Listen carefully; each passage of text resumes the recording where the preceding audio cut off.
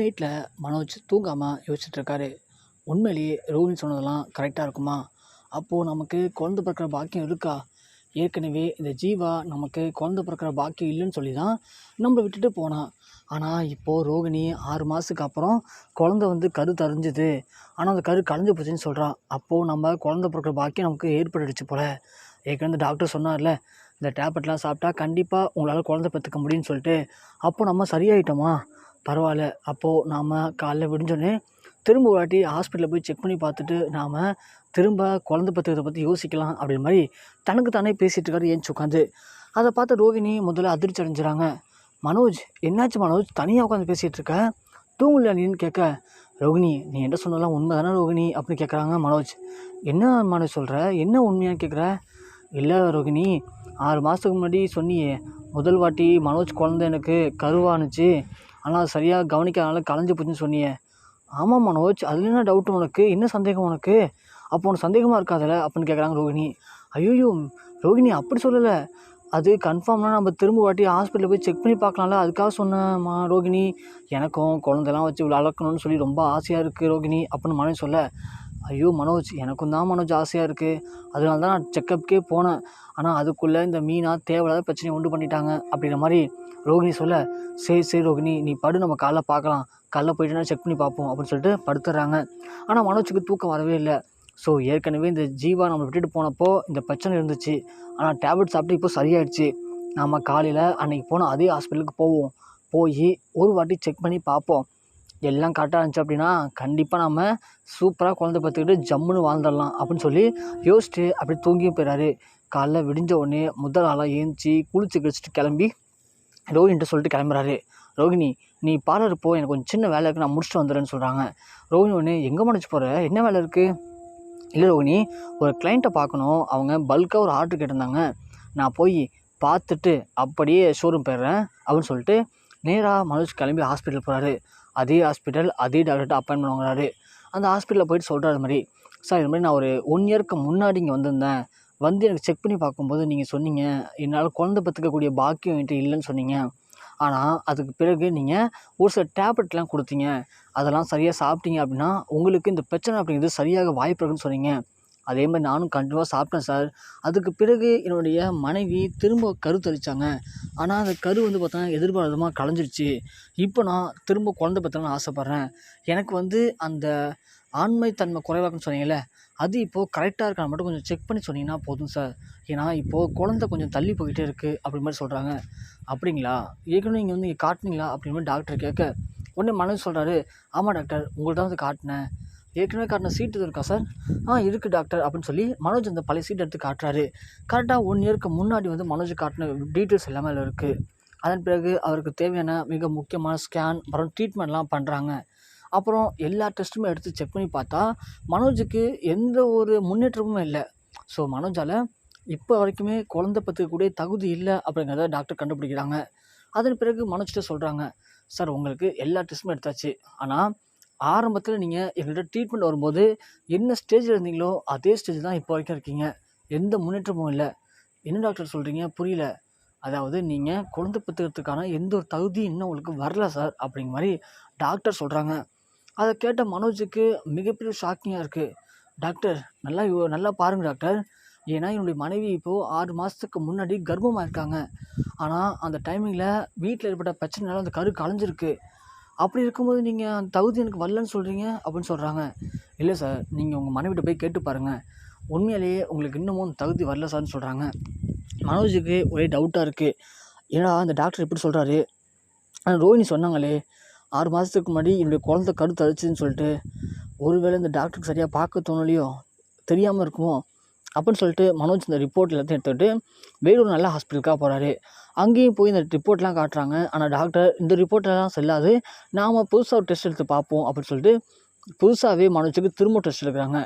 இப்படி அந்த டெஸ்ட் எடுத்து பார்க்கும்போது அந்த டாக்டரும் அதான் சொல்கிறாங்க, இல்லை சார், உங்களுக்கு குழந்தை பெற்றுக்கக்கூடிய அந்த தன்மைங்கிறது இன்னும் வரல, ஒரு சில ட்ரீட்மெண்ட்லாம் பண்ணணும், டேப்லெட்லாம் சாப்பிடணும், அதுக்கு நிறைய செலவாகும், அதெல்லாம் நீங்கள் பண்ணீங்க அப்படின்னா மேபி உங்களுக்கு அந்த குழந்தை பிறக்கக்கூடிய தன்மை வரவும் வாய்ப்பு இருக்குது, வராமல் போகவும் வாய்ப்பு இருக்குது அப்படிங்கிற மாதிரி சொல்கிறாங்க. அதை கேட்டோடனே மனோஜுக்கு ஒன்றுமே சொல்ல முடியல. அப்படியே வந்து பார்த்தோம்னா மனோஜ் நிலத்தடுமாறி போயிடுறாரு. ரொம்பவுமே ஒரு மன உளைச்சலுக்கு உள்ளாகுறாரு. சரி நம்ம வீட்டுக்கு போகணும்னு சொல்லிட்டு அங்கேருந்து கிளம்பி ஒரு ஆட்டோ பிடிச்சி வீட்டுக்கு போகிறாரு. ரோகிணி அப்போ தான் கால் பண்ணுறாங்க. மனோஜ் எங்கே இருக்க மனோஜ்? மதியம் சாப்பாட்டுக்கு வீட்டுக்கு வரியா? என்ன பண்ணுற? ஷோரூம் போயிட்டேன்னு கேட்குறாங்க. இல்லை ரோகிணி, ஒரு கிளைண்ட்டை பார்க்க போனேன். எனக்கு மனசே சரியில்லை. உடம்பு ஏதோ ஒரு மாதிரி இருக்குது. அதான் வீட்டுக்கு போகலான்னு முடிவு பண்ணி வீட்டுக்கு போயிட்டுருக்கேன். ஏன் மனோஜ், என்ன பண்ண? சாப்பிட்டே இல்லையா? சாப்பிட்டேன் ரோகிணி, உடம்பு தான் ஒரு மாதிரி இருக்குது, நான் வீட்டுக்கு போகிறேன் அப்படின்னு சொல்லிட்டு மனோஜ் கிளம்பி வீட்டுக்கு போகிறாரு. உடனே விஜயா மனோஜை பார்த்துறாங்க. என்னடா மனோஜ், அதுக்குள்ளே வந்துட்ட? ஏன் ஷோரூமுக்கு இல்லைன்னா பண்ண லீவ் விட்டுட்டியா? வேலை எதுவும் இல்லையான்னு கேட்குறாங்க. இல்லைம்மா, ஒரு கிளைண்ட்டை பார்த்தேன், எதுவும் யாரும் வரல, அதான் என் ஃப்ரெண்டை பார்த்து சொல்லிட்டு வந்துட்டேம்மா. உடம்புல ஒரு டயர்டாக இருக்குது, என்னன்னு தெரில, நான் கொஞ்ச நேரம் ரெஸ்ட் எடுக்கிறேம்மா அவர் சொல்லிட்டு ரூமுக்கு போகிறாரு மனோஜ். விஜயா உடனே என்னாச்சு மனோஜ், உடம்பு சரியில்லையா, ஜுரம் அடிக்குதான்னு சொல்லி போய் பார்க்குறாங்க. ஆனால் மனோஜ் வந்து பார்த்தோன்னா மனசு முழுக்க கவலை, சோகம். தன்னால் ஒரு குழந்தை பெற்றுக்க முடியலையே. ஆனால் அதை தாண்டி ரோகிணி சொன்னது அவள் பொய்யா இருக்குமா? ரோகிணி எல்லாரும் முன்னாடியும் அவ்வளோ தூரம் சொல்லிட்டு அழுதாவில் வேற. இதில் எது உண்மை எது போய் என்னால் யோசிக்க முடியல சொல்லி தலைவலியில் அப்படியே படுத்திருக்காரு. உடனே விஜயா மீனாவை கூப்பிட்றாங்க. ஏய் மீனா, இங்கே வா, மனோஜுக்கு போயிட்டு நல்லா ஜூஸ் போட்டு எடுத்துருவா, பாவம் உடம்பு முடியலன்னு சொல்கிறான் அப்படின்னு சொன்ன உடனே, மீனா என்னால் முடியாத அத்தை, உங்களுக்கு எதனா வேணா சொல்லுங்கள் செஞ்சு தரேன். ஆனால் அவருக்கு என்னால் எதுவுமே பண்ண முடியாது, நான் பல வாட்டி சொல்லிட்டேன், செய்யவும் மாட்டேன் அப்படிங்கிற மாதிரி மீனா சொல்கிறாங்க. உடனே விஜயா சொல்கிறாங்க.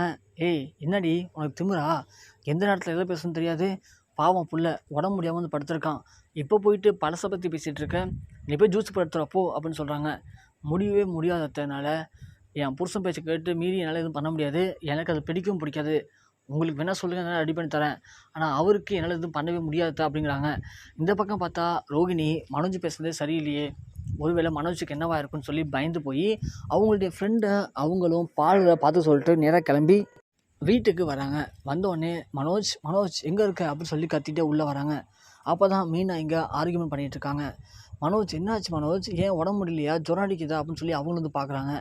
அப்போ சொல்கிறாங்க மீனா, அதான் வந்துட்டாங்க இல்லையா அவங்க ஒய்ஃப், அவங்க விட்டு போட்ட சொல்லுங்கள் ஜூஸ் அப்படின்னு சொல்கிறாங்க. உடனே ரோகிணி, என்ன மீனா என்ன பிரச்சனை உங்களுக்கு இப்போ அப்படின்னு கேட்குறாங்க. என்னால் உங்கள் வீட்டுக்காருக்கு எதுவும் பண்ண முடியாது, நீங்கள் வந்துட்டீங்கல்ல, இனிமேல் நீங்கள் பண்ணிக்கோங்க அப்படின்னு சொல்லிட்டு மீன் அங்கேருந்து கிளம்புறாங்க. உடனே விஜயா, போடி உனக்கு ரொம்ப திமிர் ஏறி போச்சு, உனக்கு வைக்கிற ஏதோ ஒரு சரியான ஆப்பு அப்படின்னு சொல்கிறாங்க விஜயா. ரோகிணி உடனே, என்ன ஆண்டி என்னாச்சு? இல்லைம்மா, மனோஜ் வந்து ஜுரம், உடம்பு முடியல, ஒரு மாதிரி ஹெட்டாக்காக இருக்குது, டயர்டாகுன்னு சொல்லி படுத்திருக்கான், இப்போ ஜூஸ் போட்டு எடுத்து வரேன்னு சொல்கிறேன், அதுக்கு அவ்வளோ நக்கல் பேச்சு பேசிகிட்டு இருக்கா. இவளுக்கு இப்போ ரொம்ப திமிர் ஏறி போச்சு, இருக்கட்டும், இவ்வளோ தான் ஒரு வழி பண்ணுறேன் நான் அப்படின்னு சொல்ல, ரோஹிணி ஒன்று விடுங்க ஆண்டி நான் பார்த்துக்குன்னு சொல்லிட்டு நேராக போய் காஃபி போட்டு எடுத்து வந்து தராங்க மனோஜுக்கு. மனோஜ் உடனே வேணாம் ரோகிணி இதெல்லாம் அப்படின்னு சொல்ல, குடி மனோஜ், என்னாச்சு மனோஜ்னு சொல்கிறாங்க. இல்லை ரோகிணி உன்ட்ட கொஞ்சம் பேசணும் அப்படின்னு சொல்லவும், உடனே விஜயா, சரி நீங்கள் பேசிகிட்டு இருங்க நான் வரேன் அப்படின்னு சொல்லிட்டு வெளில போயிடுறாங்க. என்னாச்சு மனோஜ், சொல்லு மனோஜ், என்ன பிரச்சனை அப்படின்னு சொல்ல, உடனே மனோஜ் உடனே அழுகுறாரு. என்ன மனோஜ் அழுகுற, என்னாச்சு, என்ன பிரச்சனை உனக்கு அப்படின்னு கேட்கட்டோன்னே மனோஜ் சொல்கிறாரு.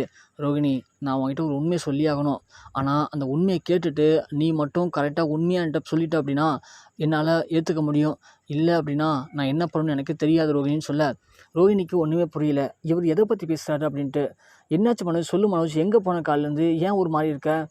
இல்லை ரோகிணி, எனக்கும் ஜீவாவுக்கும் கல்யாணம் ஆனிச்சுல, அப்போது எனக்கு என்னால் குழந்தை பெற்றுக்கக்கூடிய பாக்கியம் இல்லை, அந்த தன்மை என்கிட்ட இல்லைன்னு சொல்லி தான் ஜீவா என்னை விட்டுட்டு கிளம்பி போயிட்டா.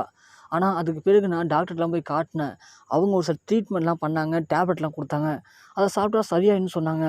அதே மாதிரி நீயும் 6 மாதத்துக்கு முன்னாடி கர்ப்பம் வந்தேன்னு சொன்னியா, அதனால் சந்தோஷமாக இருந்தேன்.